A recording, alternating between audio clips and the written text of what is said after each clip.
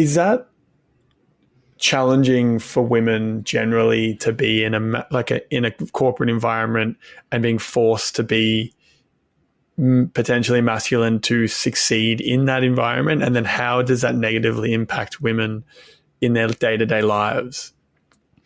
I don't think it just necessarily negatively impacts women. It impacts every single human being in the corporate world.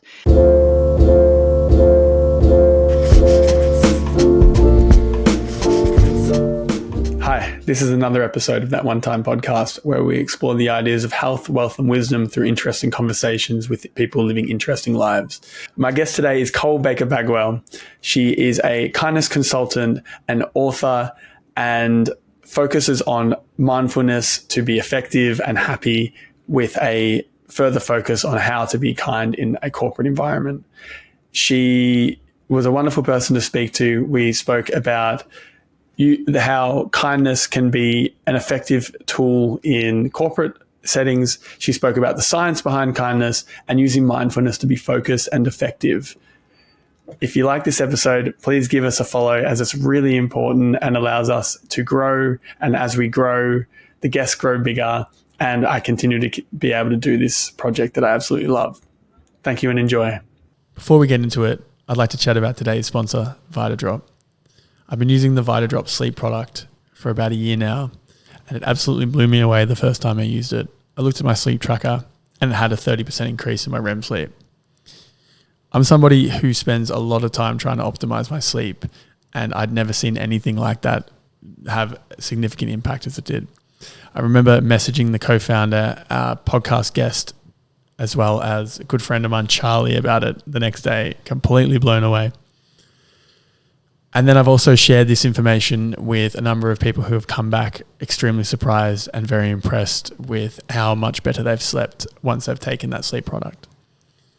So they have 4 different products for 4 different day-to-day experiences, one of them being sleep, the next one being hydration, the third one being focus, and the fourth one being a collagen supplement. You can grab them both in ready to drink and in sachets that you mix with water. So if you're interested, use the code TOT in the description below to get 25% off your next order. Hey Cole, welcome to the podcast. Hi, thank you so much, Adam. It's awesome to be here. I'm glad. We had a nice little chat off air, and it was great to connect. This is the first time we've connected, so appreciate you coming on, appreciate your energy, and keen to get into it. So I'd love to get a bit of an elevator pitch of who you are, what you do, and how you're contributing to the world. Okay. All right. Well, officially, I'm a mindset and empowerment coach for women. And, that is my why for showing up in this world. I'm also an extremely optimistic human being. I'm a mom. I am, a dog mom. I'm a human mom. I am a mountain girl. I'm a city girl. I'm a deep thinker. I am all of those fabulous things. Free spirit. Yeah. I love it. And what got you into working in this space? Like, how did your early years end up impacting you to the way that you got to this point? Yeah. So my childhood was one of those things, like, we can just wind the clock back, right? My childhood was one of those things that there were beautiful parts and there were certainly harrowing parts. And I stuttered until I was in middle school. I never dreamed that I would ever do public speaking or be on a podcast, and was super shy, stayed in my room a lot, and had this fantastic imagination. And what I learned in my 20s was that all of that happened because I couldn't understand the way that I was growing up. I couldn't understand the rage and the range of emotions that I was experiencing in my family when I was a kid. And so in my 20s, I got super curious about how was I wired? Like, what would be a turning point for me to experience my life in a different way, to show up in this world without rage, without anger, to be open, to be optimistic, to get out of the cycles of drama that I was really familiar with as a kid. And that whole discovery led me to where I am right now, just like 2 years later, Adam. Yeah, wow. It really it really kind of develops in a strange way, doesn't it? The path that you go down. What was the catalyst that made you become more curious? Because there's generally specific catalysts. Yeah, I think there were a couple of things. Number one, it was just like I grew up with this kind of awareness that I couldn't quite figure out where I fit, because I grew up with a lot of divine masculine energy. So for people who don't know that, it's not, assigned to gender. It is just this like pushing through the world, this, sort of assertiveness, this power, this rage. And so I was witnessing around me, like the girls that I was hanging out with, this sort of other type of energy, this softness and, ease and flow. And I was like, wow, I want some of that. And began to experience a little bit of that once I got out of my family home and got into college. And I, turned into like a huge hippie, and I could be whatever I wanted to be in college. I basically reinvented myself. And then after college, I went into the corporate world and found myself stuck in a place where I didn't understand myself again. I was showing up with that like heavy doses of that divine masculine energy, pushing, producing, I thought that that's what success looked like. And at 25, I almost had a nervous breakdown. Oh, wow. So that was the catalyst. That was the real catalyst. The corporate was the killer. Well, it wasn't so much corporate. It was the way that I thought I was supposed to show up in corporate, the way that I was rewarded for showing up. It wasn't their fault. It was all up to me. I was playing the game. So, and I played it so well that it killed off who I actually was as a person, who I had discovered I was as a person. And I thought, I can't go through my life this way. This is shit. This is not going to work. Interesting. So that was the pivot point for me. Were your parents married? No, they weren't. My mom and dad got divorced. Well, my bio dad and mom got divorced when I was about 5.5. And, so that's always tricky for kids when they're little. I was very estranged from my father. Yeah. I was very 8, much grew up. So oh yeah. It's hard, isn't it? It's like the peak period where you're just trying to figure out the basics, and then it just, yeah. Divorce is so hard for kids because kids don't get a vote. No. All of a sudden their world is turned upside down and they don't know what happened. And in my case, I just experienced a hell of a lot of anger and rage and heartbreak and everything on the other side from my mom. And I didn't understand it, of course, then, because how could I? How could you at 8, right? You're too little. I still barely do. Right, exactly. Yeah. I mean, you're like, what's going on here? How did this person that I knew turn into something else? And it's very hard to understand. Well, I mean, I guess that person was always there. It's just certain versions of you come out in certain scenarios, so you don't see them. Absolutely, they do. The triggers come through. Do you the she beast? Yeah, exactly. So did you live with your father then? I'm just trying to get an understanding. No, I lived with my mom. So where did the masculine energy come from? If you were living from with my your mom? Yeah, from my mom. So my mom raised us a little bit like this, and I will say, in all fairness, my mother did the best she could with the tools that she had. Yeah, she was all of a sudden a single mom with 3 kids under the age of 6, 3 girls under the age of 6. She had a lot of trauma that she had never reconciled. I know this now. I didn't know it. I, of course, didn't know it then, but a lot of trauma she had not reconciled that I equate that to carrying like a big ass heavy bag full of shit with you through your whole life. You're just lugging it around and you don't even know what's in the bag. So that was my mom. And then, she was working so hard and she was in the medical field. So she was saving lives every day and kicking ass at work, but she was extremely stressed out and she was heartbroken and she felt betrayed and she was angry. And so she raised us with, this was one of her favorite statements. You don't need anyone. You don't need men. You especially don't need men. She was a woman scorned.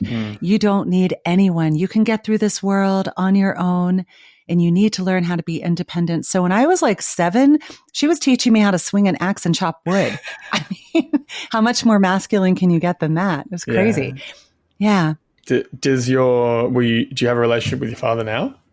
No. So my father, I never had a relationship with my biological father.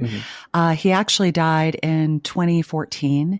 It was really interesting because in 2013, the marvels of Facebook, one of my sisters found him online. Yeah. He was an interesting character. He was married 7 times. Wow. He had 11 children. Wow. Yeah. He was like Casanova. But she caught up with him in 2013. It was just before I married my husband that I'm married to now. And she said, I've got his information. Do you want to talk to him? And I said, I do.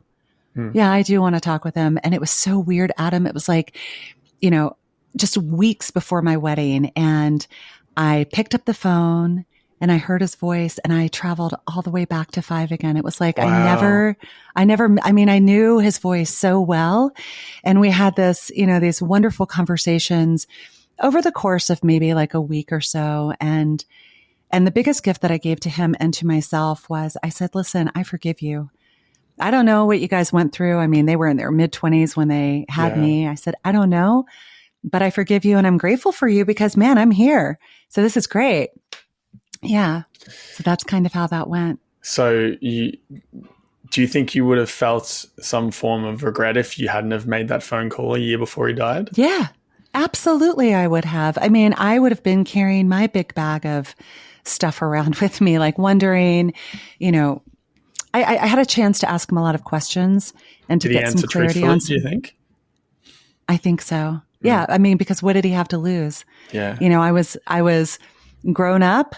Yeah. I was on my own. I think it gave him a lot of satisfaction to see that, I turned out okay. It was good.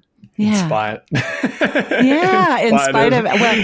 In spite of, and it was really weird. It was just like this super surreal conversation. But I think because of the work that I had done on myself that I started doing many years before, I was in that place of compassion and forgiveness. And we can't go back and change the past, Adam. Like what we've got is right now. So that's how it is. You cannot. Yeah. Yeah. Okay. Interesting. I appreciate you sharing. Sure. The quick note, just to get some context. What did you study at college? I studied public relations with a minor in sociology. Okay. And how did that impact your career from that point on? Did it have any impact? Oh yeah, man. It had so much impact. I mean, so to be fair, I could have never imagined myself in the corporate world. I thought somehow I would end up like raising horses or, still can. doing, I've kind of had that chapter in my life actually. I never identified with the corporate world. I always had this sense that I would show up and help in some way, like be a healer in some way, shape, or form. So, but going to school, and I had the toughest public relations teacher. He criticized everything with love and kindness. And it positioned me to give speeches in the corporate world, to get up on stages now and, do what I do. And I'm so grateful for that. And then sociology triggered this massive curiosity about human beings and how we're wired and what's possible. So yeah, I draw from all of that today. Brilliant. Okay, great. I love it. And just one other quick note that I mentioned. You mentioned that you stuttered until middle school.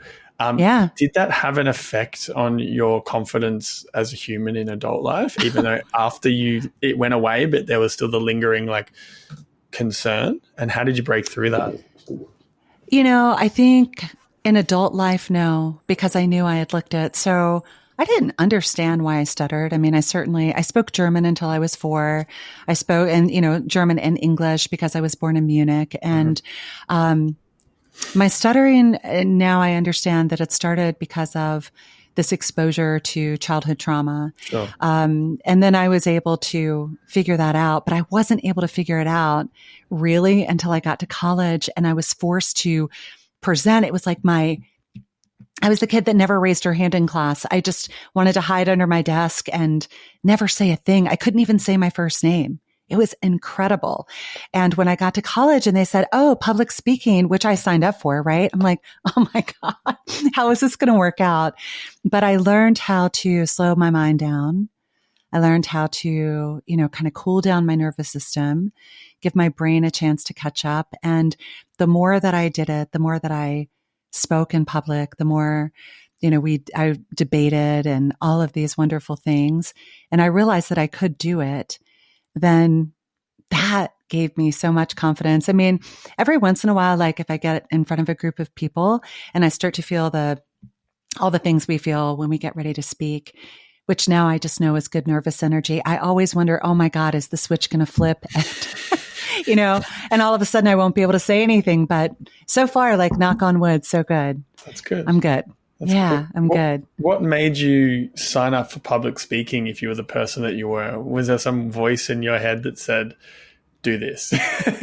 Yeah. I mean, when I was young, like I always had this distinct feeling that I would be on stage somewhere inspiring people. I don't know why. I mean, I guess, I played with my Barbies a lot and I held like little forums with my kids and my friends and my sisters. But I always had this sense that I was born to live out loud, that I was born to have my voice heard. So I thought, well, screw it. Let's push it and find out what's possible. And I did. So I signed up. I mean, it was crazy. I looked at it. I remember looking at public speaking on my schedule and I thought, you are insane. Like, why are you doing this to yourself? Yeah. But I, Adam, like, it's not unless we really push ourselves and get outside of what we know that we can discover what we can be. So that was the choice. Okay. It was like some sort of crazy fire inside of me. Yeah. Something was just there that needed to come out. Okay. Correct. And you mentioned that you, in your 20s, did some work to heal through some of the challenges in your early years. What was that work in specifics? Yeah. So back then, we weren't talking about mental health as much as we are now. Thank God. Like we're talking about mental health and mental illness, which can coexist. Yeah. They do coexist, right? But we weren't talking about that back then. So my entree to inner work was like this. I went to a yoga class. I was so stressed out. I was like, couldn't eat. I was brewing an ulcer in my throat and in my stomach. And because I was in this corporate world, like wearing the mask. And a girlfriend of mine said, you're like really freaked out. Why don't you come to yoga with me and just check it out? So I did. And I walked in and I had the good fortune of having this incredible teacher. And she said, yoga's awesome. Mindfulness will change your life. And I said, I don't understand what you mean by that. She said, just start noticing your mind. Keep noticing your mind. So in that class where everything was very slow, there was no distraction outside, the outside world was not in that room. I was able to disconnect. And for the first time, I think in my entire life, experience what it was like to truly be with myself. And what I saw brought me to tears. I saw it's almost like this floodgate opened and all of the things that I had shoved way down deep, the sadness, the pain, the uncertainty, the stress, all of it just came rushing up and it was all in front of me in that moment. And there was something magical that happened that day. And I thought, damn, like if I can be courageous enough to go deeper, to open the box and to see what's there and to really understand it, I have no idea what sort of capacity I could discover. And so that one experience led me to go back over and over and over. I started learning how to meditate. I studied the science behind meditation and mindfulness. And then I started going to therapy. And that was the ultimate unpacking of the shit box. Like that's what it was. And it was awesome. Like a huge gift. It was amazing. Nice. The you mentioned the first moment of, I guess, mindfulness. That happened in that yoga class. What was that physical feeling like? Like if you were to go back in that moment on what you were feeling beforehand, and then it usually, from my experience, there's just like something clicks. So what was that feeling? Click. I felt like I was going to throw up and come undone all at the same time. Honestly, it was. So now I know that it's because of my vagus nerve. My vagus nerve had spent, 2 decades being overwrought. I think of it like barbed wire wrapping around my body. And then all of a sudden, it chilled out. And when it chilled out, it was like all of the stuff that was in there. I honestly thought I thought, oh, great. I'm in this yoga class. I don't know anyone. I'm going to throw up on my mat. And then I just felt tears streaming down my face. It was everything just coming out. So, and it did come out later on that night.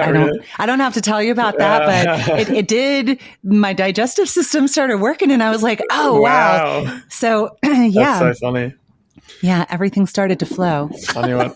So were you doing exercise before that? Or was it very like masculine led exercise until that moment? No, I spent 22 years of my life as a ballerina, ironically. Oh God, okay. So yeah, right, and riding horses. Yeah.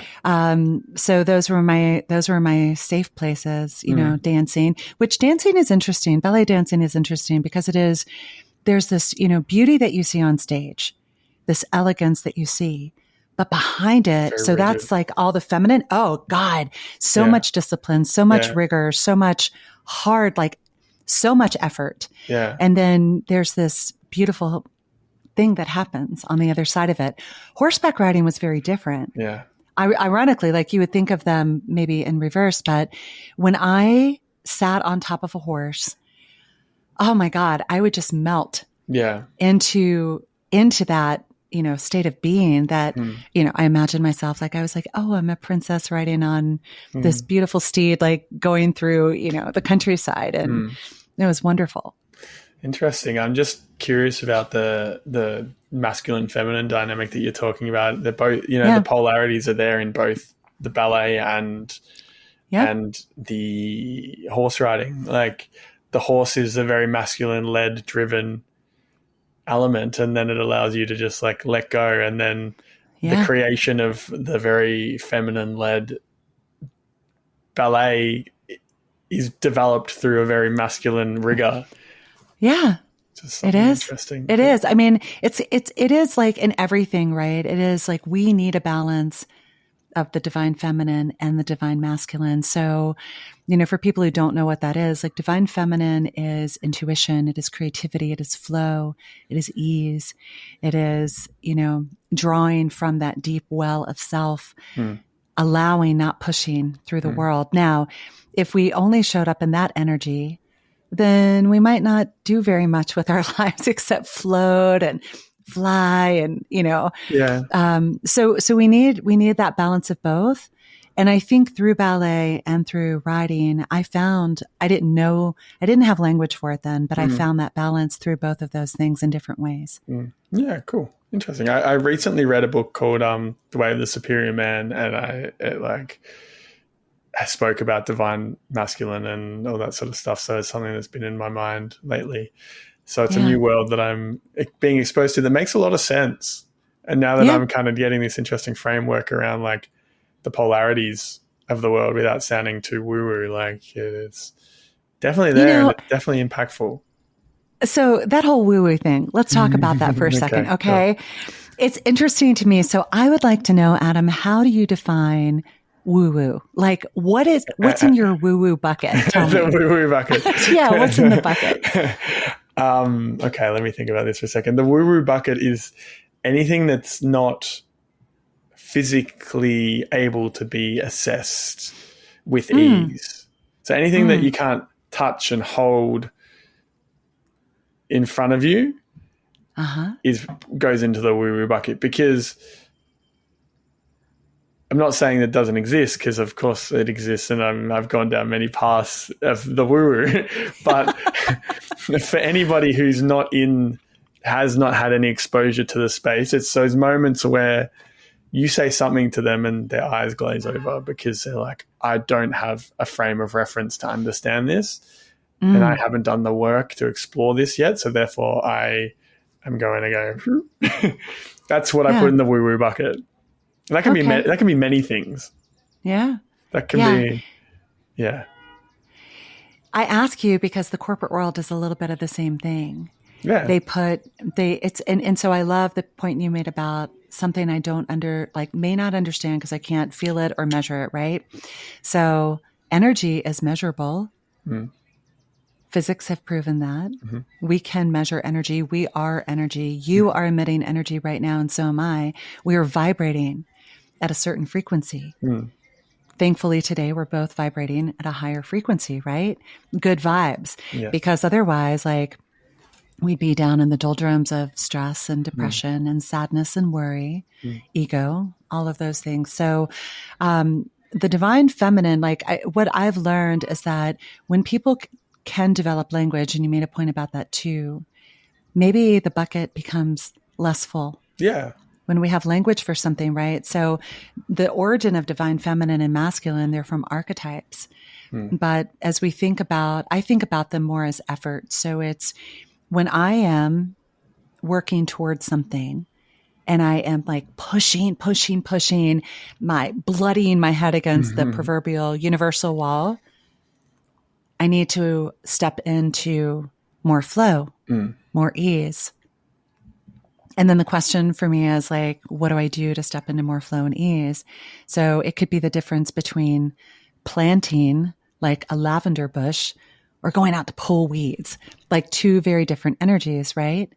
One is creating, the other one is like removing and destroying. So, I think so we are in this really interesting period. I hang out with a really wide circle of human beings around the world and draw something beautiful from all of them.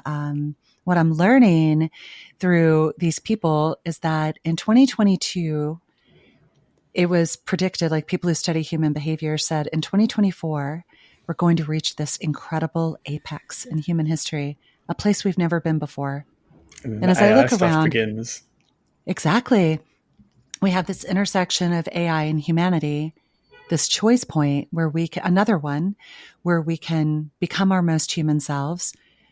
We can discover, and I actually think AI gives us this really cool opportunity to be more human in many ways, to shoulder some of the like low level grunt stuff that we don't want to do, crunching numbers, for instance, so that we can discover more deeply who we are.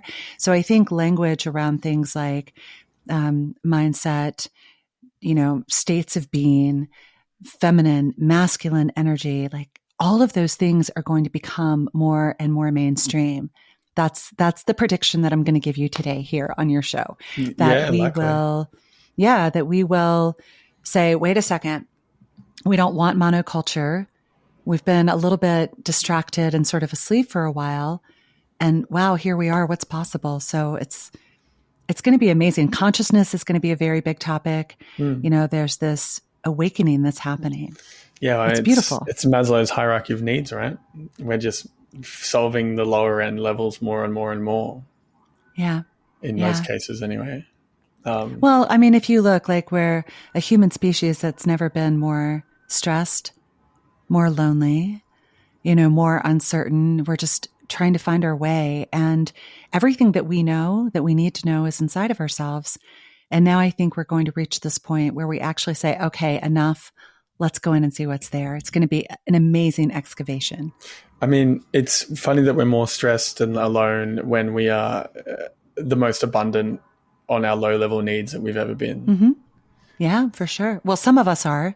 Some of us aren't. There's many people in the world who don't even have those low-level needs met, right? I think on a basis of like percentages, we're much, much better than we used to be a long time ago. Oh, for sure. On a basis of percentage of the population.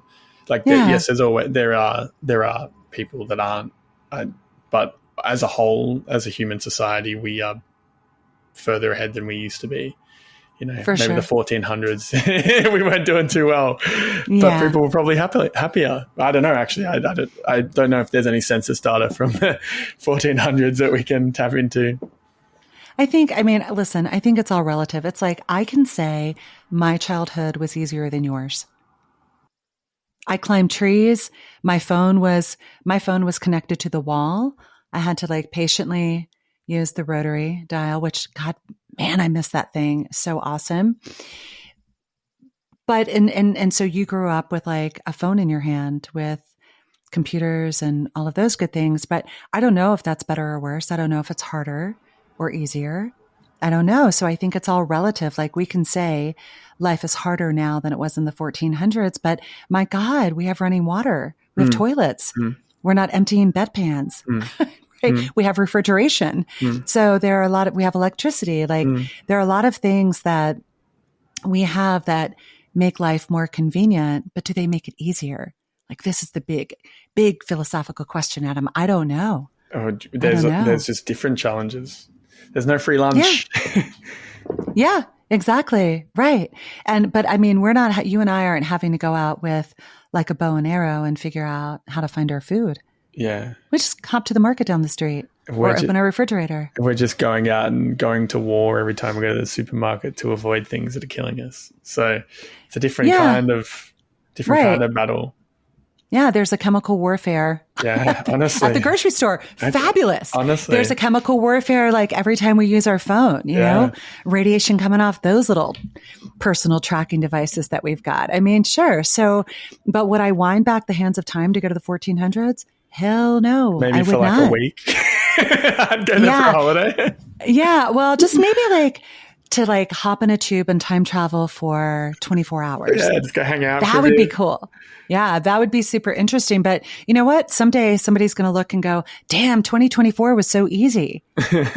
Now we're in 2050. Whew, what's that going to be like? Have you seen the movie Fallout, the TV show Fallout? No, I haven't. No, is it like apocalyptic? Yeah. You know, I try not to do that because I don't want to see the world burned up, and I don't want to live in space, quite frankly. I want to live life after it, but it's probably pretty bleak. Oh shit. No, anyway. I don't want to do that. No. I've told my husband, like, if the zombie apocalypse happens, like I'm a fighter. I am down deep. I've got that divine toxic masculine. I can go there in a second.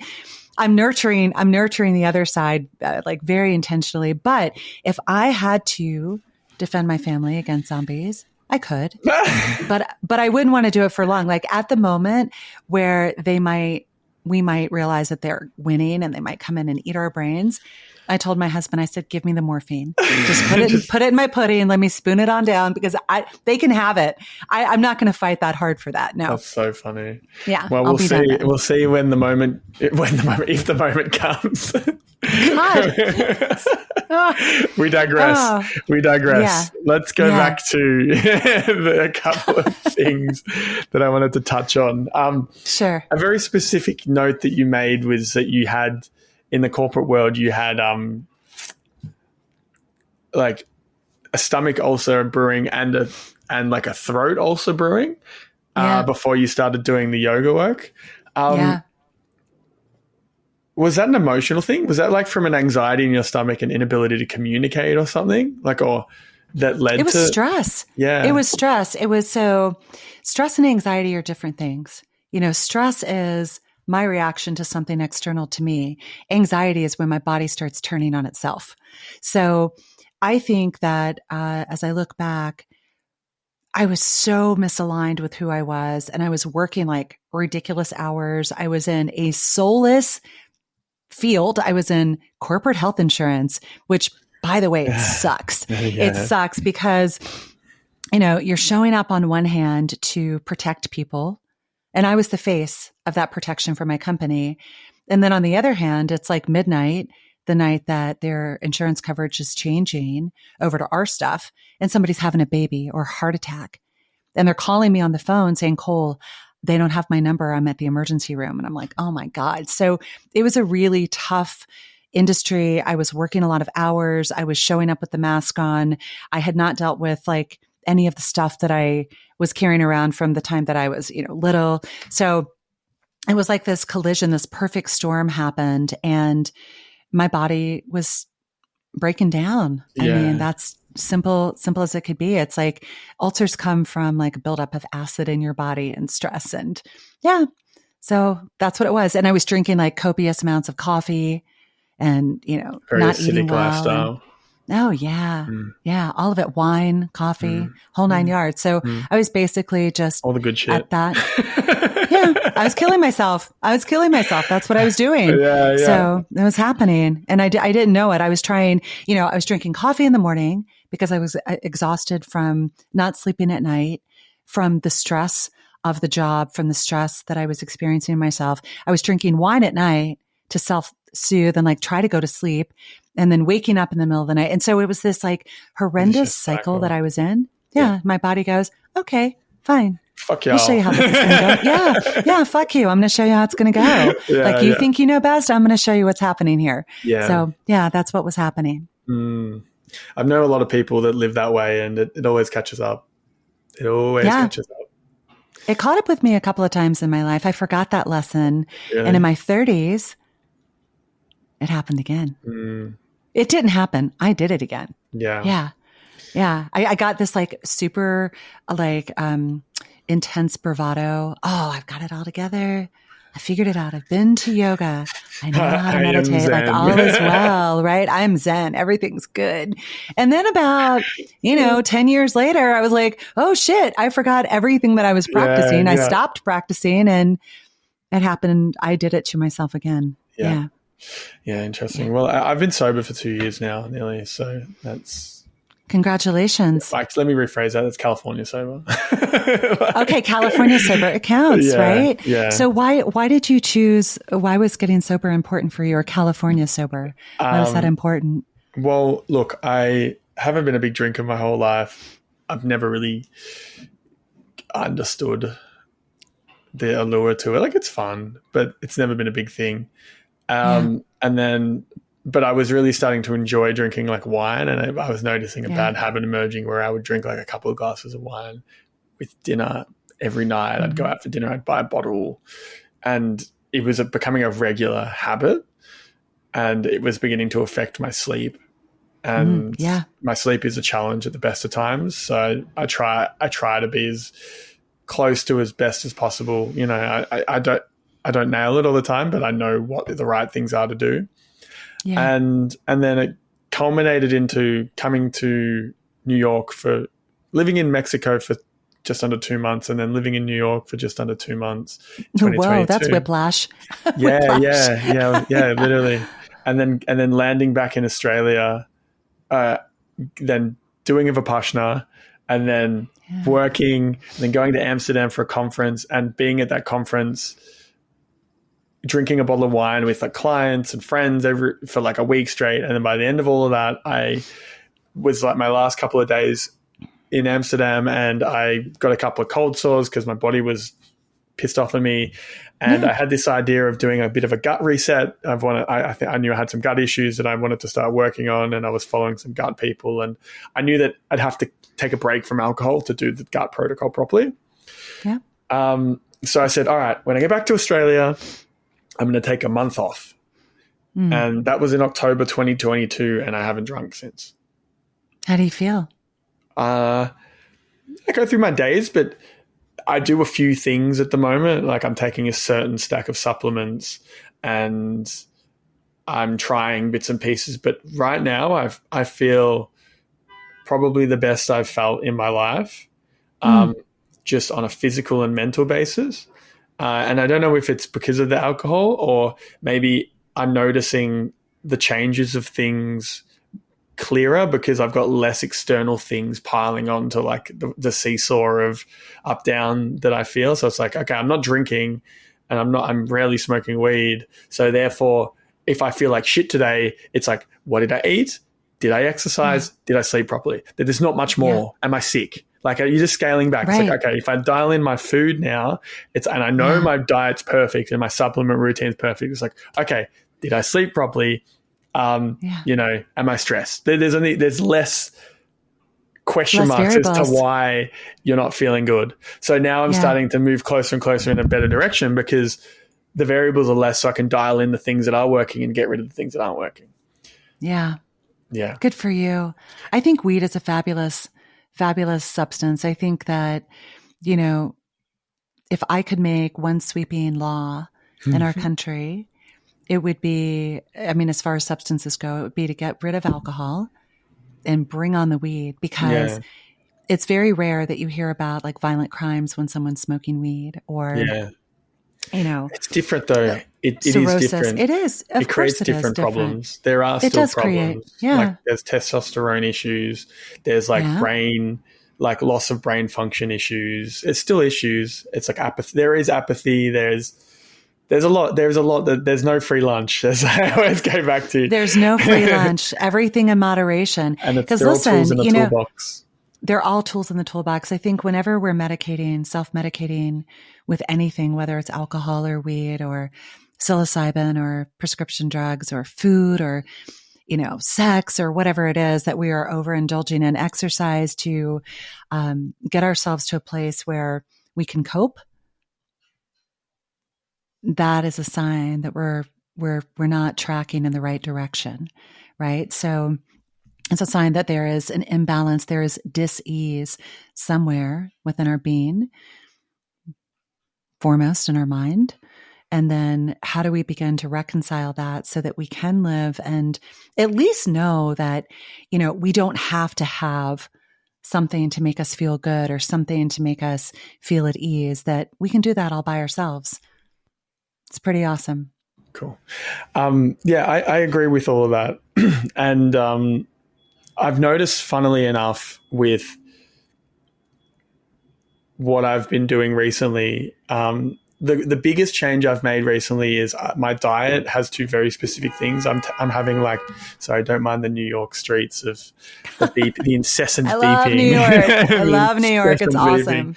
I'm working on a podcast studio right now that's going to be a lot quieter, but for now I'm in my bedroom. Yeah. As you can see. But what I was going to say was the specific things that I've been doing lately have had a massive impact on my mental health, which has been really, really interesting. Like, I've been eating two very specific meals, and it's based off a guy called Brian Johnson, who's doing this blueprint thing of anti-aging and longevity. I don't know if you've seen this guy. Anyway, he's done a bunch of tracking on his health metrics over a number of years, and he started taking various studies and applying them to himself and then tracking the metrics and then just giving it away for free, all this information for free. It's really, really interesting. And now he's built out a product that's got the basics of that, the 80-20 basics of what he's doing. And I've been taking that product alongside two meal recommendations that he has. And one of the meals is just this a pudding with a bunch of berries and nuts and cacao, protein and bits, etc. And then the second one is just a boatload of broccoli, a boatload of cauliflower, shiitake mushrooms. Ooh. Oh my God, you are a gas man. No, no, not at all. Not at all. No, really? Yeah, it settles. After a while, it settles. Nice. And hemp seeds and heaps of olive oil and all these different things. So I've been having that plus this supplement stack that he's put together. And previously I was pretty anxious a lot of the time. And I've noticed it's kind of just gone away. And I'm gut wondering, biome. Potentially gut biome, potentially the way I format the food, what I'm doing. So my mornings used to consist of wake up, meditate, coffee, work, eat till 2, don't eat until lunch or 2 p.m. Yeah. And then eat and then crash and then kind of do some stuff in the afternoon and then binge for the night. But I've switched it recently where I wake up, the first thing I do is eat now. First thing I do. I'm up, I'm getting a drink of water, I'm doing a little bit of work, I'm not meditating, I'm not drinking coffee. I wake up, water, work, protein bowl, work, then I get a coffee. Yeah. And the anxiety's gone. I'm way more focused. I'm moving in a better direction because I noticed I would wake up late and then because I'm working, a lot of nights running events and DJing predominantly as a side thing to just help pay the bills while I build the podcast. And I've noticed that I was in this space where I'd say I wake up at 9 or 10. I feel like I'm behind on the day. So then I spend 2 hours doing this elaborate morning routine and it's midday and then I'm I don't have the momentum. And the only way to build the momentum is to do that routine from say 5 till 7 in the morning, but I'm not up then. So this has kind of been what was working, and meditation kept me just from going over the edge for a long time. But the alternative now is so much better. So I'm wondering when I get to the space eventually, one thing at a time, of being able to meditate again every morning, it will take it to the next level. Yeah. But I don't feel the like crisis need to do it anymore, because I've changed what I'm eating and I'm changing how I'm interacting with caffeine. I would never have thought that. That's huge. Like everybody's body is so different, and we have to figure out how to hack our own bodies. I'm always curious, like when I see people like, this is the ultimate body hack. I'm like, well, maybe it is for you, but your body is different from my body. Right. So, but I appreciate what you're saying about learning what your body needs to be healthy, to function at its highest level. And it's going to be different for every single person out there, because we have so many similarities as humans, but no one is exactly like us. So how could one person's routine automatically be the right thing for another person? But I love the way that you're figuring it out. And you've realized like, oh yeah, I'm going to stay up all night and I'm going to work and DJ. By the way, you might have run across my son in New York, because he does a lot of that too. Oh, really? And to connect with him. Yeah. Yeah. And so it's like, you're realizing that, and realizing like, I want to get started before 12 o'clock in the afternoon. And let me see what I can do to sort of make this work for me. I mean, you look very healthy. Your hair is very shiny.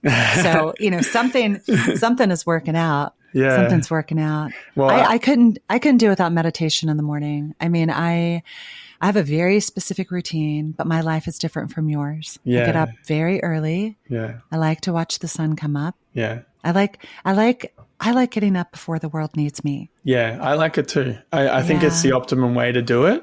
I mean, I just don't. If my number one priority is try and get 8 hours sleep, then I don't have the luxury of doing that and living the life I lead. So I've just had to accept that this is not the reality right now. This is where you are right now. Yeah. And guess what? Meditation for you could be, that's the other thing, right? Everybody thinks to meditate, we have to sit perfectly still. No, you could walk. You can have your walking meditation, hustling down the streets of New York, but walking mindfully. Yeah. Meditating as you're walking, like, where do I feel the ball of my foot hitting the ground? Like, like, I just stood in poo. Oh my God. I know. My son told me about that. Like, there's like actual dog poop, but then there's human poop on the streets of New York. Oh my God. Yep. I don't, thankfully, like I used to go to New York when I was working in the corporate world. Yeah. I was working with all the banks, and I used to go every week, and I never, thank God, like never stepped in any poop. Yeah. Yeah. I had a rat run across my foot, but I never stepped in poop. All the time. That's just my God, it freaks me out. Life. Oh, it's bad. It freaks me out. So anyway, we digress again. But I know, like, what's going on with us? Like, that's what we're doing right now. We're just, you know what? We're just floating. We're just exactly floating through the conversation. Yeah. I love it. Yeah, no, I agree. I think the mindful approaches to general life. Another good one's cooking. Cooking mindfully is really, really great. Yeah. Yeah. I love to cook. I had this like 2022 in the fall, we had moved from the city we lived in to this. Have you seen Schitt's Creek? No. Okay. Well, it's a very popular show, or was a very popular show. I think it still is. And anyway, it was this teeny tiny town where like everyone knew each other, and there's nothing to do except be with the same people all the time. And that has been a beautiful experience in many ways. But we did like also 180, like from Mexico to New York. When you did that, we went from Raleigh to the mountains of North Carolina. And I remember being here like 2 months, and I started to I felt the freak out coming on. It was like, really? Oh God, yeah, I'm going to turn into Jack Nicholson from The Shining. Like, what's going on up here? So you know what I did? It was the perfect time. It was the end of the season. And I went and bought a shit ton of tomatoes, like as many as I could find. I was going to all these markets, and I just had bags of tomatoes and garlic.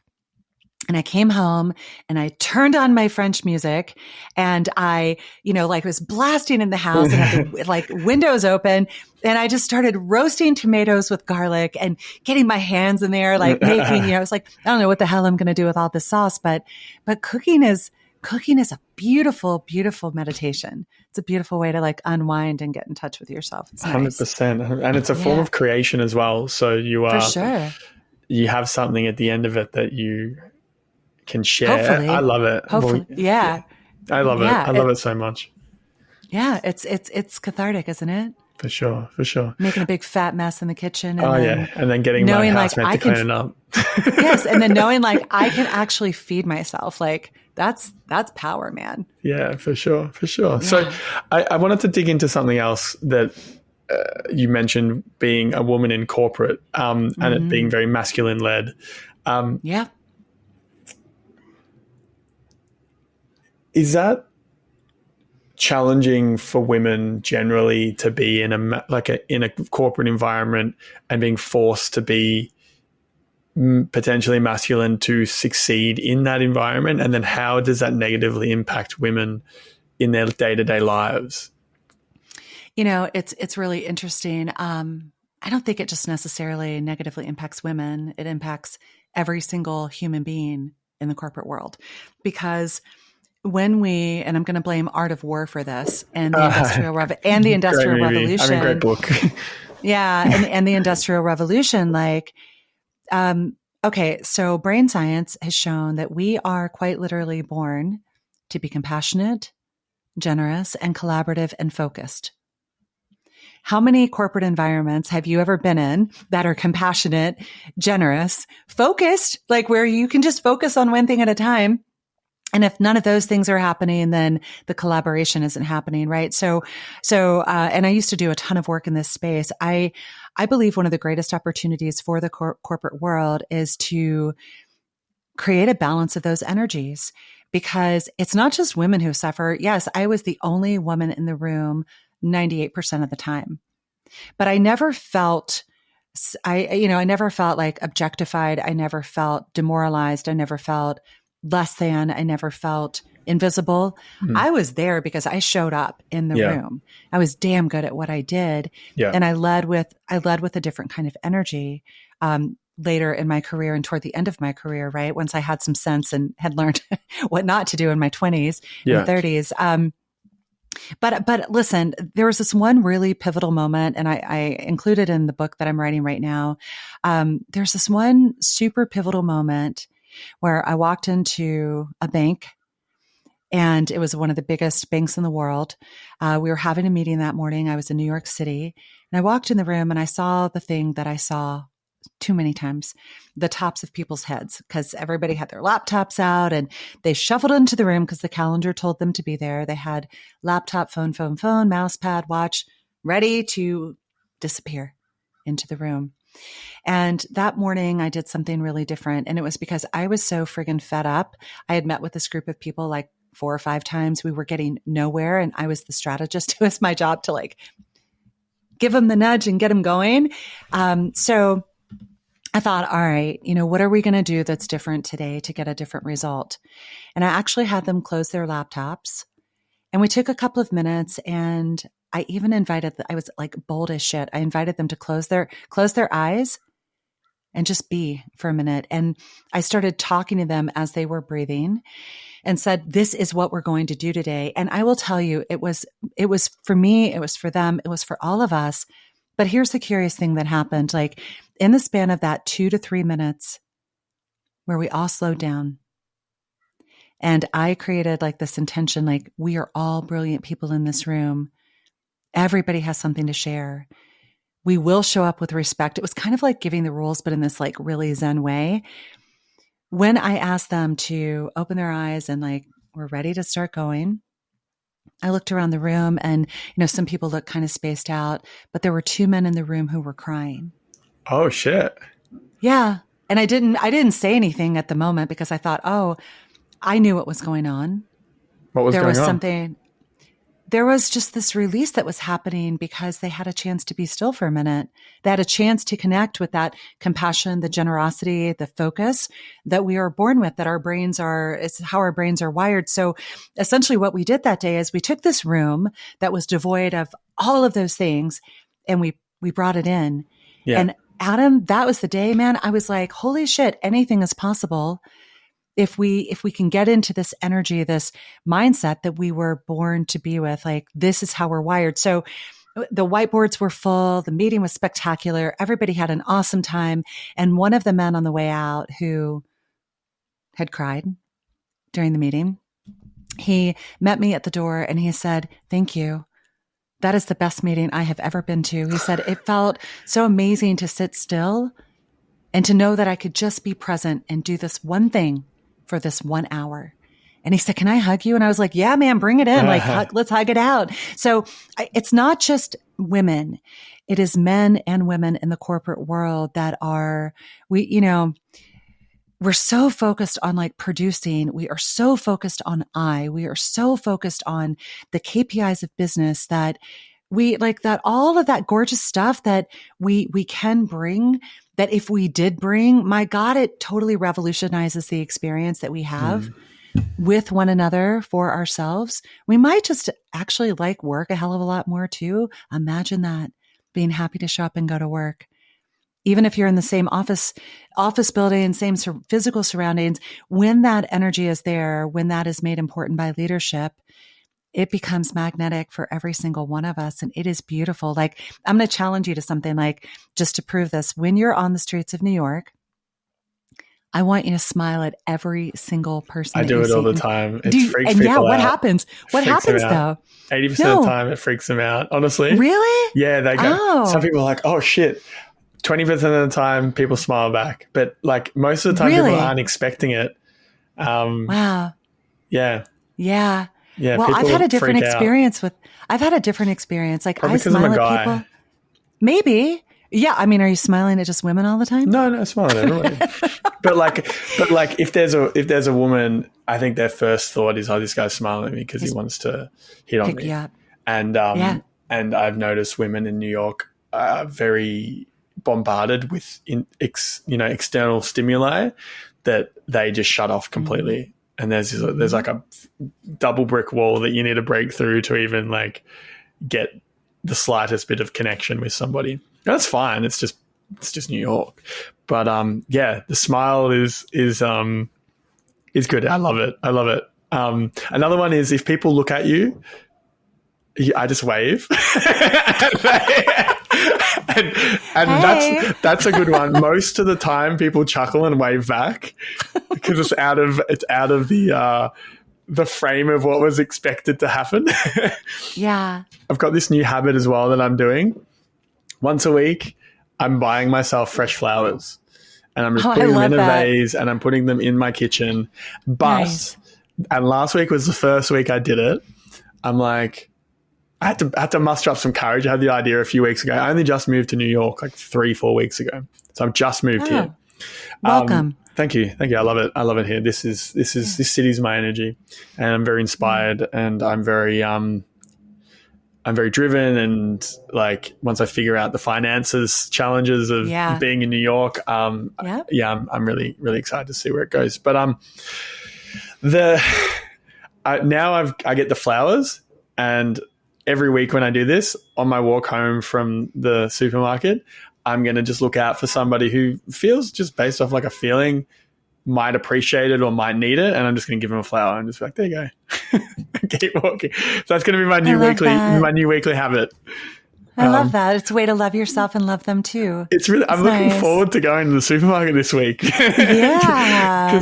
That's beautiful. I saw somebody at the supermarket, and they seemed like they had a really nice vibe about them. We kind of had like a brief like smile exchange, and then we happened to stop at the same traffic light and then walk at the same time and then stop again. And I looked over and I said, "Hey," I gave the spiel of, "Hey, I'm buying myself flowers weekly." And I had this idea of giving a flower to somebody on my walk home. So I'm like, "Here's a flower." And then she looks at me and she goes, she was so surprised, and she was very happy. I'm like, that's literally it. Anyway, have a good day. That's it. I just Yeah, that's off. it. That's it. There's nothing more. I just walked off. I chuckled. Love that. And I get like 200 meters. I don't know what that is in feet. Sorry. But down the road, and I looked back and she's just like staring at me beaming. Just like so confused. So how does it, like, clearly this brings you joy, right? So but funny. what was the impetus like for you saying, I'm going to start buying myself flowers every week? It was because, actually, honestly, it came from reading a book about, I think it was a book, How to Get Rich by Felix Dennis. And it's a biography of the guy who started Maxim magazine. And when he retired, he was probably worth like $600 million, like a very successful guy. I read his book and I'm pretty sure, I think it was that book. And he said, a way to save money but have a big impact is every week buy a bouquet of flowers and put it at reception. I was like, that's a great idea, because it's a cheap way to make a space look amazing. So it's like, if you've got an office and you don't have the money for nice stuff, have a bouquet of flowers weekly at reception. You'd be surprised at what it does. So I've had that in my mind for a while. And then moving to New York, I haven't got my plant situation set up yet because I like having plants in the rooms. So my interim has been flowers, but now the habit's developed, I have no reason to stop. And now it's going to be like a jungle in your place. It'll be awesome. Yeah. You know, you mentioned the word success. Like, that's an interesting word to me. How do you define success? Depends on the specific thing. I think you have to define it further. Are you talking about success in business, success in life? Period. Yeah. What does a successful life look like? Working on projects that you love, that inspire you, with people that you like to be around, living healthily and in alignment with what you want, like ideally living healthily, having a great relationship network around you. And that's probably it. It's not super That's complex. Beautiful. You didn't mention money a single time. Well, money comes if you're working on things that you love. Yeah. And you're good at them. Eventually you'll figure it out. Yeah. I love your definition of success. You have a lot to teach other people about that. I mean, I haven't got it yet, but I'm still working on my... but it's here. It's here. So if it's here, it's gonna radiate in every single thing that you do. I mean, look at what you're doing. Look at the work that you do. You're podcasting, you're DJing, you're running events. Like, you're living in New York, place where you want to be. You're doing it. Well done, you. That's Thanks. Amazing. Now I just have to make it sustainable, because it's currently not financially sustainable. So I need to figure out how to make the money to make the life sustainable. See it as if it's already happened. You just see it as if it's already happened. And then every single thing you do will be in pursuit of, now I can see something else. Oh, there's another possibility. You know, we spend a lot of time, on the undercurrent of all of that as we're working to figure things out. There's like worry energy that can come in there too. Like, oh God, can I do it? I don't know if I can. But if we see something as if it's already happened, I am already successful in all respects. I'm working on what I love. I'm healthy. I'm surrounded by beautiful people. My apartment looks like a jungle. You know, my podcast is making like earning income.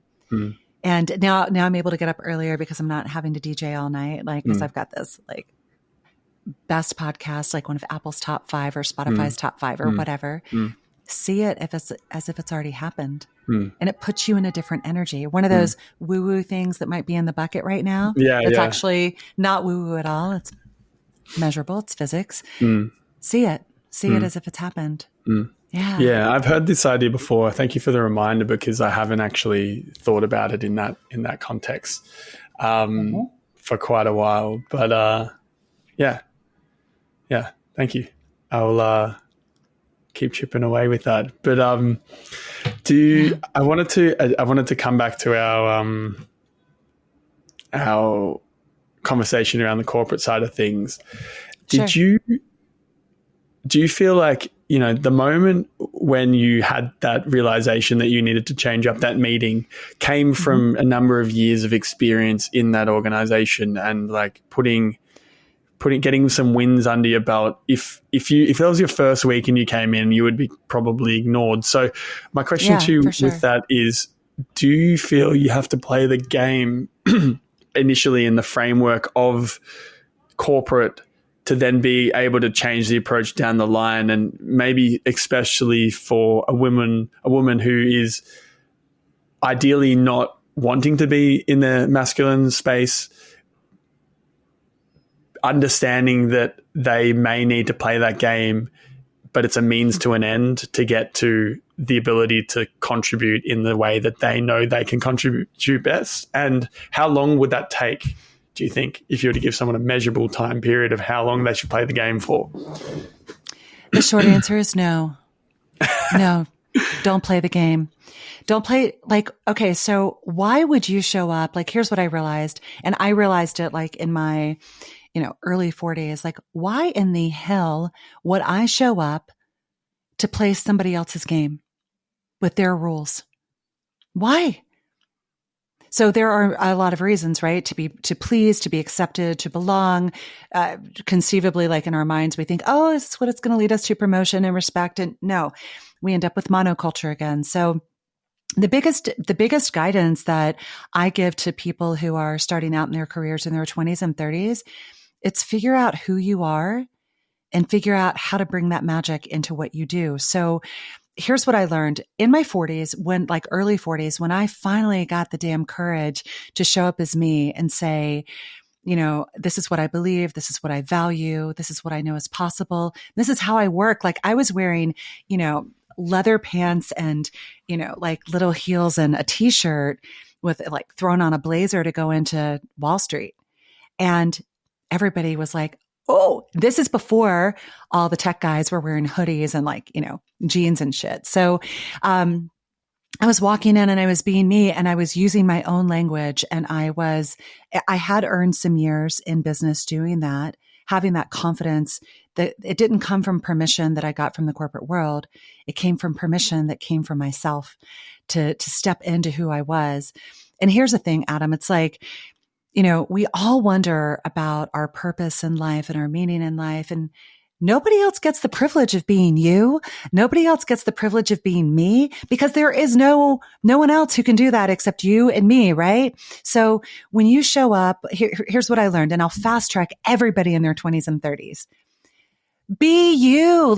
Spend the time instead of spending that energy trying to become somebody that you think somebody else wants you to be. Spend that energy discovering who you are. And then you're going to find the right place to be, the right work, the right leadership, the right projects, the right people. You're going to find that. And then you don't have to go through life wearing a fucking mask. You get to go through life, your working life. And we work I think the science says 90,000 hours or something across our lives. It's this ridiculous number. And I don't think that includes the workaholic number. That's just regular people. So don't invest the time playing the game. I mean, I certainly gained respect because I was good at what I did, but I don't think I would have been nearly as good at what I did if I didn't show up as who I was. So I kind of built my reputation on that. I built my reputation on the woman who was able to hold really deep conversations that brought people together so we could move forward. I couldn't have done that in my 20s and 30s because I wasn't courageous enough to be myself. I was too busy being somebody else. So don't play the game. Don't play the game. It's bullshit. It's a bullshit game. It doesn't end. So let me ask you this. You're doing what you want to do in your life right now, right? What if somebody tried to put you in a box and say, but this is how I want you to do life? What would happen to your level of happiness, creativity, the way your mindset is, the way your health is, the joy that you feel in your life? All of these things are interconnected. Would you be as happy then as you are now? Depends on how good the paycheck is. That's bullshit. That's bullshit. I'm going to challenge you there. Adam, I have made more money than I ever expected to make in my life. Like, I remember the first like really big commission check I got, and it was a 6-figure commission check. And I sat there like this. I was like, I don't even know what to do with this. Like, I was like, shit, what do I do? Yeah. So, I made the money. I rode the nice seats in the airplane. I had the beautiful vacations, closet full of shit, all of that. And guess what? It did not make me any happier. And it sure as hell is not worth selling your soul for. It's not. It's not on any day. I have been nearly bankrupt, and I have made a shit ton of money. And I will tell you that the days where I was really having to figure it out, where like my girlfriends were coming over and, we were like playing cards because none of us could afford to go out. And this was after, long story, another chapter of life. But guess what? I was more happy then than I was when I was making all the money. So don't sell yourself out. There's no paycheck that's worth it. Both are possible. Both are possible. It is possible to be you. I'm older than you, so I know this. I've had more revolutions around the sun. Like listen, man, you can do it your way, or you can say, let me just like consider what this like woman is telling me. I will tell you right now that both things can be true. You can be you. You can show up authentically, and you can make money. You will make more if you're happier. I promise you that. It's interesting that you say that. I feel like I'm in the space right now where it's not clear. So getting it to make sense financially is my first goal, and how I get there. And I'm comfortable with it not being perfect, because at least it's a step in the right direction. So I don't know. I have to come back. Give me 6 months to a year to come back to you on that one. This is probably why the universe brought us together today, to have this conversation through our mutual friend. But here's what I'll say to you is that authenticity isn't perfect. It's a shit show, man. Like, we are perfectly imperfect because we are human. It just comes down to, what are you willing to do? And how much of yourself do you have to sacrifice to do it? That's it. That's it. That's it. So there's no one way. But your question for me is, how long should you play the game? And my answer is, you shouldn't. You just shouldn't. Because if more of us had like the courage to show up and just be us, it would be different out there, different in every single space. But there's one person, so I'm going to tell you this, and maybe it'll make you mad or light a fire in your belly, enough for you to go, no, I'm not going to play the game. I'm going to do me. So I want you to imagine that there's like a puppeteer just pulling your strings, and you're like, I'll go along for the paycheck, right? So look, you can be so magnetic and so inspiring and so powerful when you are you, if you invest the time to cultivate that person and to understand what your gifts are and to understand who you are. Like, you can show up and you can move the friggin' world. The most amazing, inspirational people in the world, they showed up as them because nobody else could. So I'm going to stick to my guns on this one. Sure. Well, and then you can let me know how you land in like a year or 6 months. Sure. Like, you can go, Cole, like, I've got an ulcer in my stomach, or I hope not. I'm not wishing this on you. Or you can say, you know what? I stepped into it. Yeah. I'm freaking soaring. It's awesome. Yeah. It's funny because the desire to be accepted a lot has put me in situations where I'm probably not aligned. Yeah, me too. And the desire to not be gleamed as a failure and not good enough has led me in places and to do things that I probably wouldn't want to do for longer than I want to do them. Me too. I see you. Yeah. I see you. We've all been there, man. Like, we've all been there. And listen, I'm sitting in a place of extreme, like, my vantage point. It's just so, like, I have so much privilege right now from my vantage point because I've done it both ways, and I've learned, right? Like, but here's what I'll say. Like, whenever somebody else in their eyes, you're a failure, go back to your definition of success. How many of those things are still true for you? And when you worry about like fitting in, ask yourself, am I with the right people? Yeah. These things sound trite. Like we all want that. We're all like, we want everybody to love us. I want to be loved. I want to be adored. No, some people are going to love our conversation, and some people are going to go, these guys are idiots. This was shit. Yeah, whatever. Like, I don't care. I'm showing up as me and you're showing up as you. And that's it. Like, in the hopes that we will serve somebody and like maybe light a little spark, right? That's the reason. Well, the reason why I bring up the playing the game thing is I had an experience in my university era where I finished university. I got an engineering degree, and then my next logical step was, well, I have to get a job. So I went and started like looking to get a job, and I got a job in engineering. And then in this job, I lasted a month and then got fired.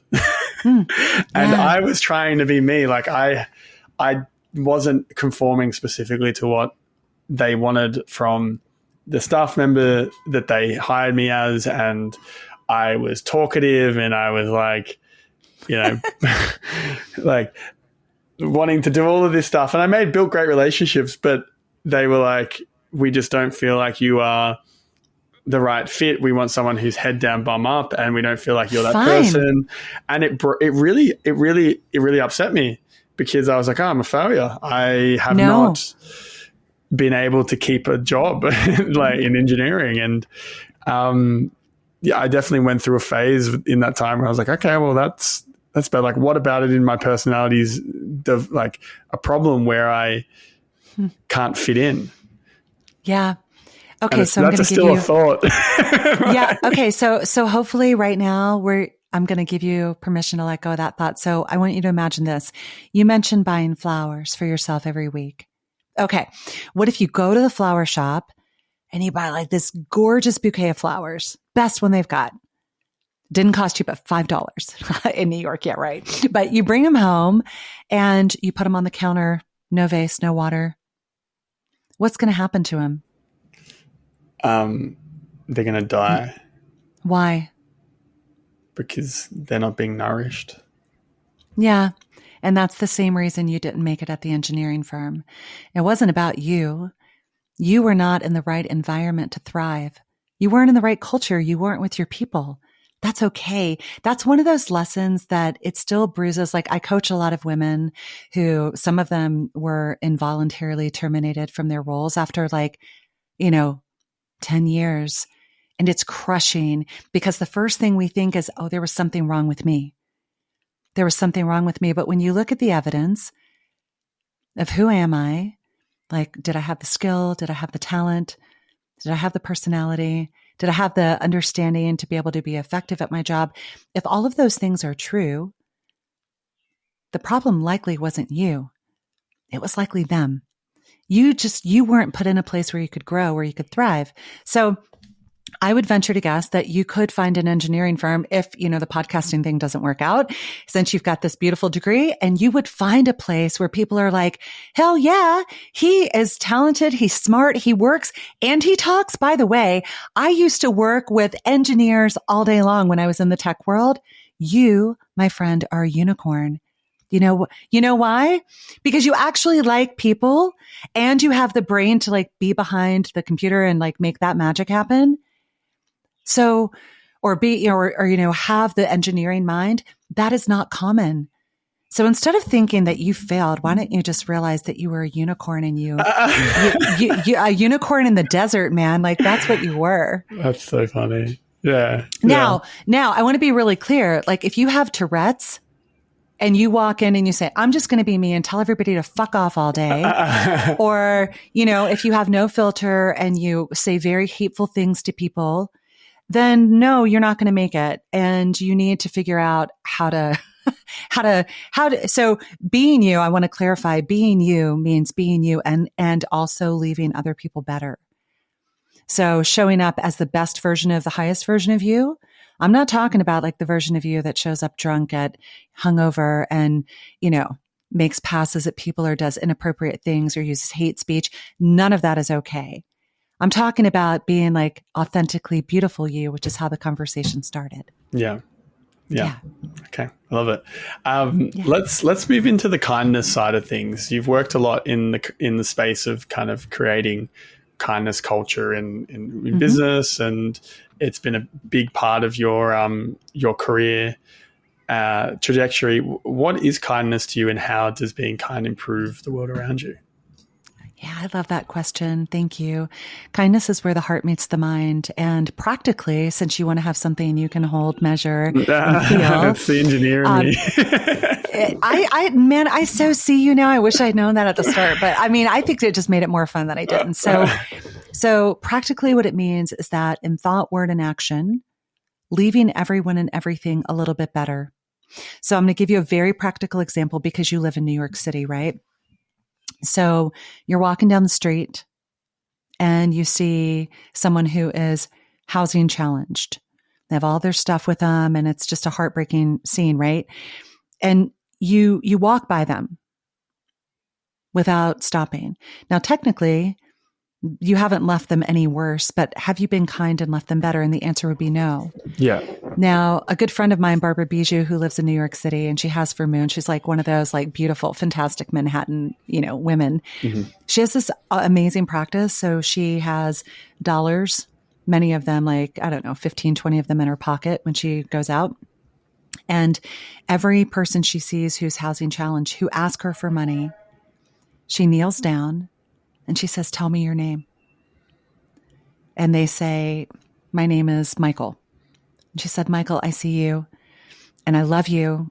And here's, some of this green energy called money. And I hope that it serves you better." So she is epitomizing leaving someone a little bit better, right? Not only because she saw them and she took the time to ask them their name, but then she shared, some of this green stuff this energy that we have, she shared that with him.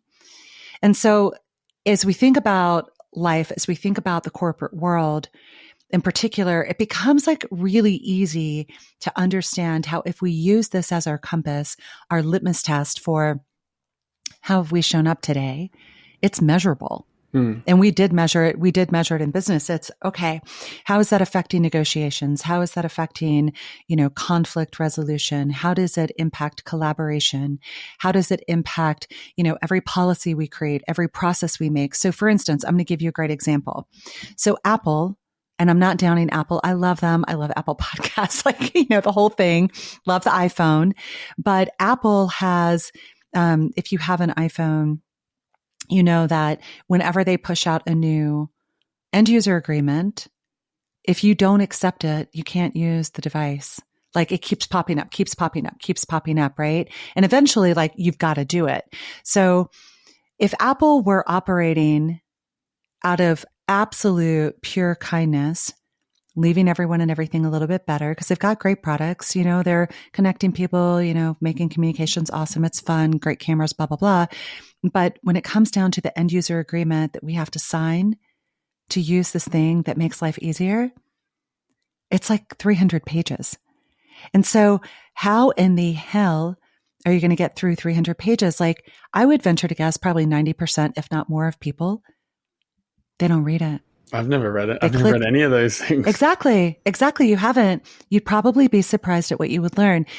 So what do? You click agree so you can move on and get about your day. So what is embedded in all of that language? And it's not just, I'm not picking on Apple. It's true for every single corporate entity out there. That language is designed to protect them, not you, not me. So as we think about what are you going to do there? Send them a counter offer? I damn sure wish we could protect us a little bit, out. Sorry, I don't agree to this. I agreed 80% of this. Yeah, I'm sorry. I've redlined it. I'm not doing it. So no, I mean, we have to. They kind of have us got us in a sling on that one, right? But this is what I mean. If policies and processes were created with this mindset of, with this actionable, measurable thing of, have I left something better? Have I left someone better? The whole paradigm of business would change. So think about companies that farm out their labor to third world countries. It's super cheap. There are people living in horrid conditions. They're getting paid a fraction of what American workers are getting paid an hour. That's what they're making like in like an entire day. And those products are coming back here and they're being turned around and they're being marked up like, 1,000%. Companies are profiting, but what about the people who are making the products? What about, when a chip is made for a phone or for a computer and the excess material is put into the earth and now kids are dying of cancer in these third world countries? Like this is an absence of kindness. So corporate ethos, it runs everything, Adam, from like the way we set up a company to the way that we hire people, we promote, we lay people off, we, design products, we create policies and processes and operations. Like, how do we go about the business of the day? If we showed up, imagine like how things would change. Like, imagine if you were like at the UN, right? And every world leader, every single one showed up and they committed to the one thing: we commit to the best of our imperfectly human ability to, in this meeting, leave each other and everyone just a little bit better. Can you freaking imagine the impact that would have on the world? Can you imagine how different things would be? So it sounds like a pipe dream. It's not a pipe dream. Well, we've done it. It's measurable. It's amazing. It's fucking transformational. But it's like one of those things that, and I mean, the coolest part is that it's free. All we have to do is make a choice. Well, I mean, is it free though? If when you talk about the corporate element, like your friend has the financial ability to take, $20 every time she walks out the door and give it to people. Some people don't have that opportunity. And right. And she doesn't have to give them the money though, because I would say she left in that same scenario. I would say that she left that person better by simply bending down to ask them their name. What does that say to them exactly? Someone who's housing challenged is faceless. They are invisible. They are walked by hundreds or thousands of people every single day. Can you imagine how lonely that would be?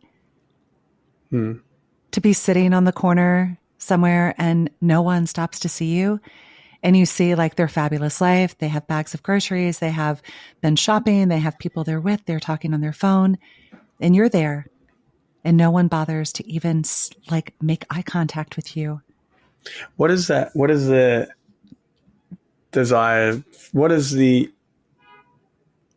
connection provided by your friend actually do to help them get out of their situation though, genuinely? It might not, nothing. It may not help them get it. Well, who knows? Okay. So there's a lot of like fabulous brain science around this. But here's what I'll say. Maybe it doesn't. Maybe they still choose to be, or they still are, or whatever. Like not everybody, most people who are housing challenged, they're not there by choice. That is a fact. So maybe it doesn't do anything to change their situation from day to day. But in that moment, they were seen. In that moment, somebody stopped to make eye contact, and that lit up something in them. They thought, oh, wow, I'm not invisible. I was seen today. Listen, if you ever get like a down, day, go try it out and see how it would feel. Or just go share that kind of kindness with somebody and see what it does. Now, maybe though, just maybe that one person that she spoke to on that one day, all the stars aligned, and they've like maybe been in a shelter, maybe they've been going through some sort of program where they could become rehabilitated, and they happen to just be sitting there for a couple of hours waiting to go back to the program, waiting to go back to the shelter, and she sees them and she says their name, and in their brain, they say, I am somebody. I can do something. I'm not invisible. I mean, you never know. Like, we don't know the impact we have on each other. Yeah. Yeah. I'm still trying to reconcile how I feel about the homeless situation in New York, because on one part, you're like, I want to support and help. And on the other part, it seems like it's so vast that the moment you open the door, you get dragged down to the depths of hell. It's heartbreaking. It's heartbreaking, but it sure as hell doesn't make it better just to ignore it. Yeah. It doesn't. I mean, but I think that we do, I'm not saying this from a place of judgment at all. I think that we, it's the same reason when we see like war on our television screens and we say, I have to turn it off. or we walk by somebody who's without a home. And it's even worse if they have children with them or animals with them. Like that's even more crushing. Yeah. But I think sometimes it's because it seems so overwhelming. We don't know what to do. And I will say that there is always one thing that each of us can do. It might not change the world, but how do we know that it won't make a difference unless we try? I feel like maybe you need to get your survival set up first before you can help others. For a lot of people, they're mean? like the idea of putting your own life vest on first before putting the life vest of others on. So a lot of people I'm noticing don't have the space to focus on anything else but their own survival in a lot of places, especially in big cities. Like, yeah, sure, they're eating and they've got other means, but they're one mistake away from being in the same spot. So it's trying to find a balance between those two things. And I don't know, on this note, does helping financially just result in them buying more drugs or something? It's like, I don't know. That's very interesting. I mean? Like that's an assumption we make though, that everyone is on the street because they're drug addicts or alcoholics or whatever. No, the mental, like this is like, oh my God, you and I could talk for like a million hours about this. Yeah. We have in our country, because I've traveled all over the world, we have in our country a mental health crisis that is beyond epidemic levels. And there is so much mental illness, and that mental illness often renders people unable to work.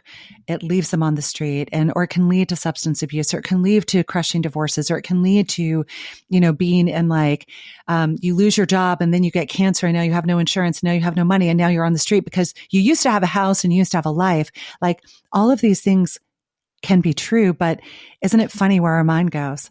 Oh, they must be drug addicts. They must be alcoholics. And if I give them money, will they do it? So there was a point in my life where I used to think like that too, Adam. Is that incorrect? I am not going to, like your thought is your, I don't know. Your is thought it statistically incorrect? I don't know. I would say that I think for me, it is wrong to make that assumption because I don't have the facts about that human life. And I know that there is a story behind every single life out there. And what my friend does is she believes that if she takes the time to just see them, to let them know that they mattered, maybe it gives them a little hope, a little optimism that day that they didn't have, So, and I will tell you, like, I can appreciate what you say about survival, and we're all trying to like strive and do our thing.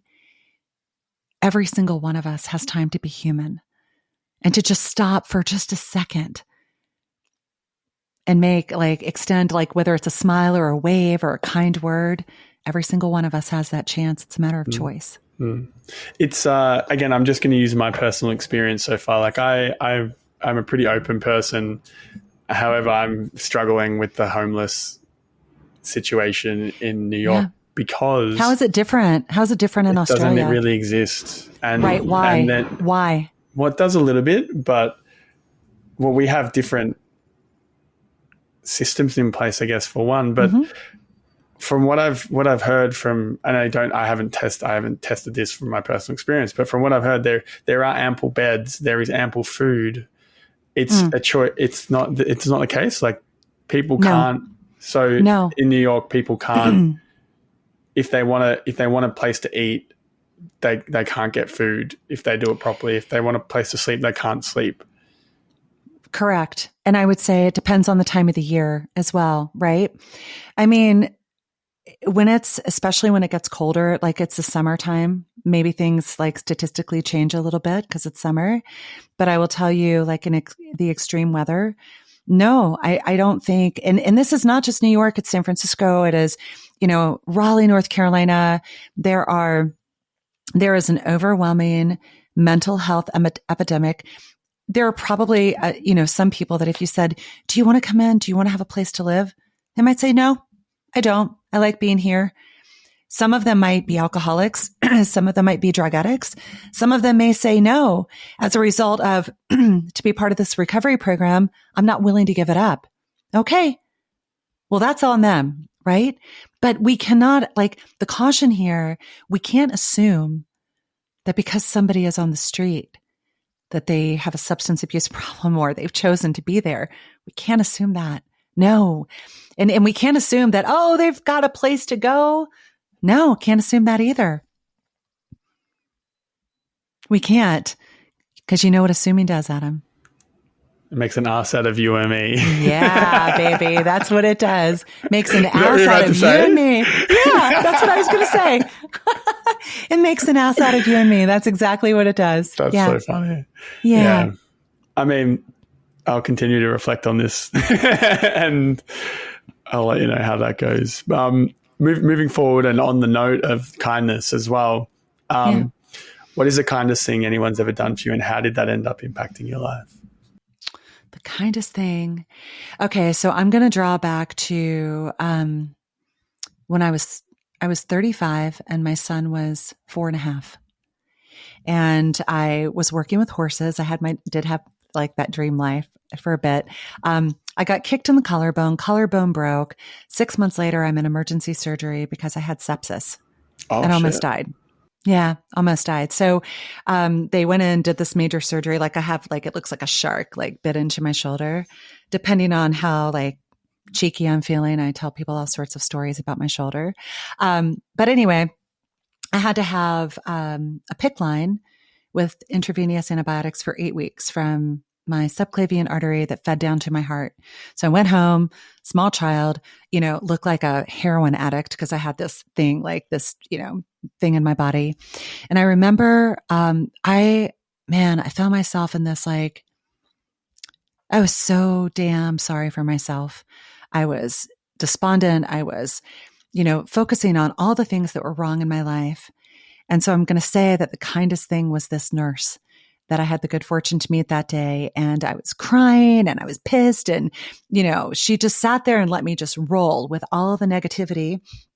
And then she said to me, "Hey, I want you to remember something right now." She said, "This is nothing more than a window in time."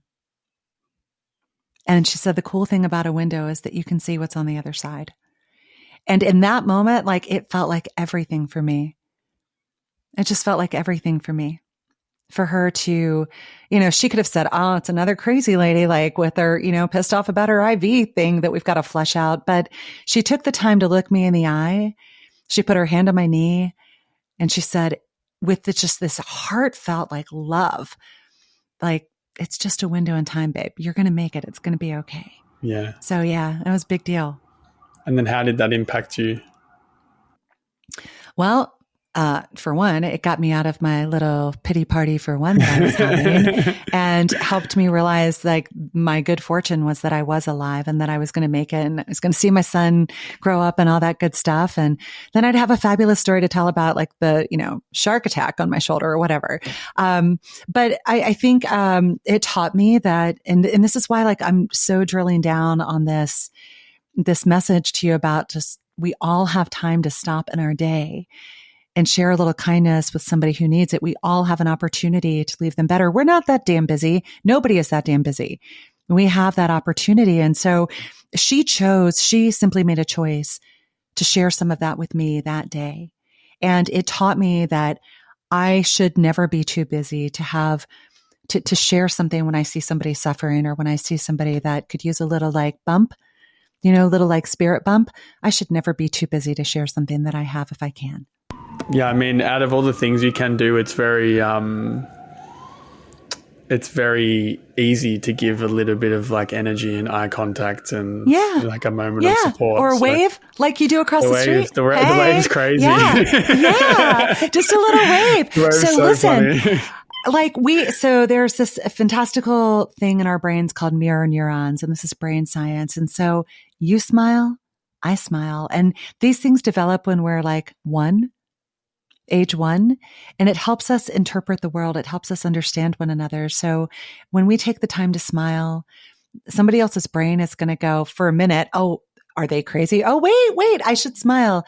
If you take the time to wave, if you take the time to be kind, you can't help it. Your brain is going to say, "Yeah, that's how we should show up too." Yeah. It's pretty cool stuff. Yeah. No, I love it. And How does somebody maintain kindness in the face of unkindness? So that's a really, Oh, how do yeah. you be strong enough to still be kind? Because, if you're the religious type, Jesus said, turn the other cheek. It's not Yeah. easy. It's not easy. Yeah. Every world religion would say, like, leave them better. Like, basically, like, that's the golden rule, right? It's treat other people like you want to be treated. Yeah. Okay. It's So how do you do kind of that all in the face of unkindness, like practice, blatant man. unkindness? Practice. And it's really, really, really tough sometimes, but it's practice. It's, Practicing what?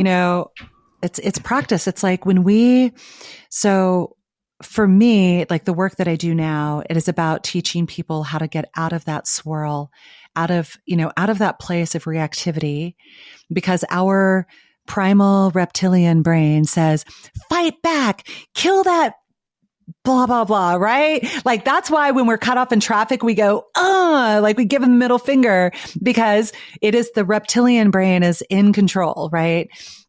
So when we learn how, so let's say, for instance, I am cut off in traffic. The way that we begin to share kindness with people in the face of unkindness, like let's say somebody like cuts me off and they start yelling and calling me names. Super unkind. And then they try to run me off the road. Well, if I operated from my primal place to survive, it would be run them off the road, show them what you got. But to leave them better, to be kind in the face of that, I have learned, firstly, we have to learn how to connect with what does it feel like when we're pissed off, when we are frustrated, when we are angry, when we are sad, when we've been rejected, when we've been overlooked, right? How does that feel? It shows up in your body because your body is telling you before your mind knows.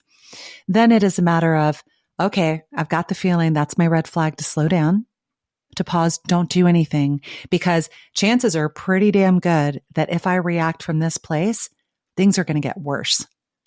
Because now fire meets fire. This is why Jesus said, turn the other cheek. But that doesn't mean be a doormat. Like you can still show up. So it's connecting with that somatic awareness. How does my body feel when I am in a bad place, when I am in a reactive place? Taking a few breaths. What am I reacting to? And then sometimes there's nothing more you can do. There's nothing better that you can offer except to say, I'm going to walk away from the situation. Well, that's been kind. That's kinder than like calling people names in retaliation, right? Sometimes it's help me understand where you're coming from, or wow, I can see you're really upset about something. Is there anything I can do to help? It takes a hell of a lot of presence. It's practice. Over and over and over again. It is practice, but it is connecting with your nervous system never lies. Like it can be like an orchid or it can be like barbed wire. It's like it shows up. That's just how we are. So it's a matter of saying when barbed wire comes up, don't react from this place. It's not going to be better. How do I chill myself out first so I can become aware of what I'm reacting to? Maybe I walk away, but maybe I say, tell me more, or I see you. Practice. And it's hard. It's really, really, really hard. That's why kindness is not woo-woo. It is friggin' strength, man. It is like such strength to be able to get into that place. That's why mindfulness is not woo-woo. It's like, you got to get into that place and like deal with all of your ugliness. And you've got to clear that away, or at least understand it enough so that you can show up in the world and create something a little bit better. And it's not perfect, because we're human. Very true. I agree. And I thank you for sharing all of that. I think you're correct. Look, I want to jump into a couple of rapid fires and then we'll wind it up for the day. So what's the biggest thing in the last 2 years you've changed your mind on? Being willing to be vulnerable, because being vulnerable by choice is different than being vulnerable because you're blindsided. Okay. And what's your ideal morning and evening routine look like? Oh, ideal morning. So my ideal morning is I wake up before the sun. I pet my dogs, get to kiss my husband. And then I have a really strong writing practice for myself and a meditation practice. I learn a little something every morning before I show up and meet the world. Oh, and also like a big ass latte after the meditation. Like I like a big ass latte after the meditation. Nice. That's ideal morning. Yeah. Nice. What's your writing practice exactly? My writing practice, I've been journaling since I was in my 20s, since I started my, discovery to what is this life all about? And so it's just a stream of consciousness. Sometimes it's what I dreamed. Sometimes it's something I've learned, but I write it with a pen in these, I have these journals, look term journals that I write in. And so that's what it is. And it really fuels it fuels the other writing I do for my blog and for the books. Mm-hmm. And the evening? Oh, evening. Evening is like delicious meal that I've had the chance to cook. Some badass music like blaring on the speakers in my house and out on the patio. Having a chance to sit and talk with somebody that I love, whether it's my husband or friends or family, and being able to read before I go to bed. And I'm reading like a friggin' doozy of a book right now. It's like 1,400 pages. So having that chance to disconnect that way and reflect on like what went well for me that day. Yeah. Nice. Yeah. Okay. That's it. Nice. Solid morning and evening. Yeah. I need to start reading. I've dropped that habit lately since I moved to New York. It's all very aligned with what I would want to do as well. I think I just need to get settled and then back into it. So it's been a nice reminder. You will get settled. I will get settled. And when you are settled, you will get back into it. Yeah. There are so many fabulous used bookstores, indie bookstores in New York City. That's one of my pleasures. Like when I come to New York, I know where they are. And my son knows where the new ones are, the obscure ones that I haven't discovered yet. And he's like, Mom, we're going to go to the bookstore. I'm like, yeah, let's go. It's great. That. Well, on that note, what would be a book recommendation that you would give somebody if they could only read one book in their whole lifetime, and that book would have to have the most meaningful impact on their life? Oh my God, that is a really hard question. It's the point. It's meant to be. Okay. So if there's one book, I would say Peace is Every Step by the late, great Thich Nhat Hanh. He was a Buddhist monk. Yeah, he was a Buddhist monk. So Peace is Every Step. And it is like this thick, this tiny little beautiful book. But reading it then and reading it now, reading it over and over and over, it just put life into perspective for me. He taught me how to wash dishes and washing dishes. So because it's about mindset and about the fact that we all can be peace. So I'm going to pick that one. Can I put a number 2 in there as well? I'll give you a number bonus? 2. Go for it. The Book of Joy is number 2, and it is a conversation that spanned over days between the Dalai Lama and Desmond Tutu. Mm-hmm. And it's just so freaking awesome and inspiring. Yeah. Interesting. So those are my 2. Nice. Yeah. And now, is there anything that you're excited about at the moment that you'd like the listeners to be in on? I'm excited about everything, man. I'm excited to talk to you. I'm really excited because the business book that I wrote across 2020 and 2021, it will be born this year. So more to come on that, but it's coming out. I'm really excited about the work that I'm doing. I could not love it anymore. And I'm really excited about the book that I am starting to write that's right behind this one that is totally different and for women. And that's going to be born in 2025. I don't know that I'll get it done in 2024, but if I do, friggin' rock on, sister, it's out in the world. So yeah, I mean, listen, Adam, I'm just excited. I'm excited every single day. Just wake up and have a shot to do it again. My husband and I are getting ready to get a very sexy apartment in Raleigh, North Carolina, picking up the keys here very soon, and super excited about that, splitting life between the mountains and the city. Yeah. It's going to be great. That's my dream. That is my dream with New York City, a beautiful apartment overlooking the skyline and then a cabin in the Catskills. That is the dream. That is the actual dream. So see it as if it's already happened. If you can see it, baby, you can make it real. Love it. I love it. And where can people find you if they're interested in exploring more of your work? They can find me on my website at colebakerbagwell.com. They can find my podcast. It's called She Grabs the Mic. It's on Apple, Spotify, and most every streaming platform. And they can find me on LinkedIn. I have a love-hate relationship with social media otherwise, but I'm there. Yeah. Cole Baker Bagwell. Thank you. And my last question for the day is, what do you think the meaning of life is? To live as ourselves because nobody else can, and to do it in the best way that we possibly can. Thank you, Cole. I appreciate your time. I appreciate your energy. I appreciate all the wisdom you've provided. Sure. Yeah. And anyone that's listening to this, please give it a like, subscribe, and a rating. It helps us move forward and turn this into a potential career one day. So you got this, Adam. You've got it. Listen, thank you so much for having me on the show. Here's to like woo-woo human potential and like everything in this world being possible. Like, it's beautiful. Thank you so much. It's wonderful. Wonderful to meet you. Thank you, Cole. Bye. Thank you.